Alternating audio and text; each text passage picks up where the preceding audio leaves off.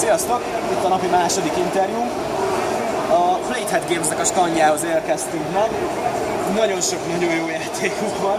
Nem is tudjuk, hogy mit fogunk most nektek bemutatózni még hirtelen, de talán a Tail & Feathers-re fogom őket megkérni.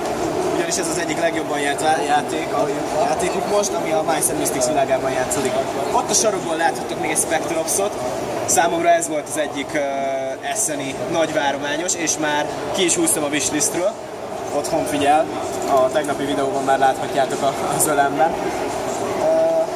Az egy stealth játék, tehát 2-4 főig játszható, bocsánat, 2-5 főig játszható, és az egyik karakter egy rejtőzködő ügynököt alakít, még a többieknek el kell kapni. A Tail of Feathers az pedig egy ilyen miniatűr játéknak tűnik, de sokat nem tudok még róla. Hamarosan érkeznek a Playhead Games-től a srácok, és bemutatják nekünk. Okay, so we're here with Jerry Hawthorne, the newest game from the world of Mice & Mystics, if I'm not mistaken. And well, Jerry, could you tell me a little about this beautiful looking game? Oh, yes, absolutely. Hi everyone. Tail Feathers is a story-driven miniature skirmish game based in the Mice & Mystics world. It's its own game. It's completely separate from Mice & Mystics, but it is also compatible with Mice & Mystics. The game involves troops that fight on branches of trees in the forest against other troops, and you also have guys that are on board birds who battle in the sky between the trees for aerial supremacy. The game is scenario driven, so every time you play, you're going to play through a scenario. You can link the scenarios together to make a campaign, and it has little RPG elements so you can kind of level up your characters as you go through the campaign. It borrows some of the mechanics from Mice & Mystics, so all of your stuff from Mice & Mystics, like cheese and dice, are all compatible, and even the characters from your Mice & Mystics game can be brought over and be played in this game. But it's not a cooperative game, it's a head-to-head skirmish battle game. And how the game goes? Are there phases or? Yes, when you play the game, every round has these 4 phases. You have your mission phase, where you assign troops to these missions, and you secretly place the missions face down on the battlefield. You put the troops that you assign to the mission on your mission box on your card. Yes. Later on, then you have the tilt phase. This is when you tilt the birds. All the birds are mounted on these bases that tilt. Wow, that's really awesome.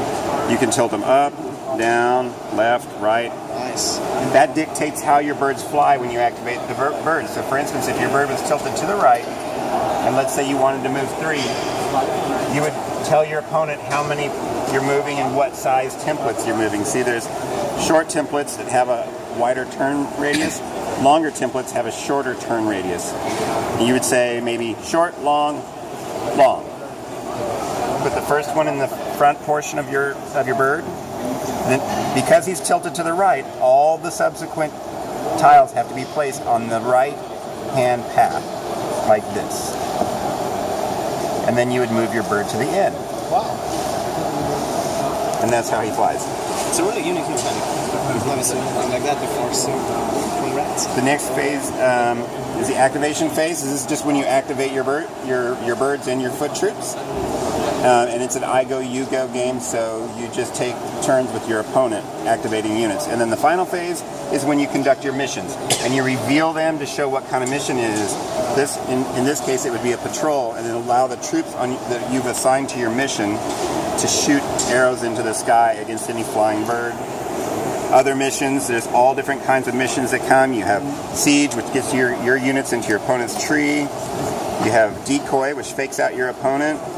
Rescue, in case you had a bird that got shot down, you could go rescue him. And you have intercept mission, which allows you to attack your opponent's mission.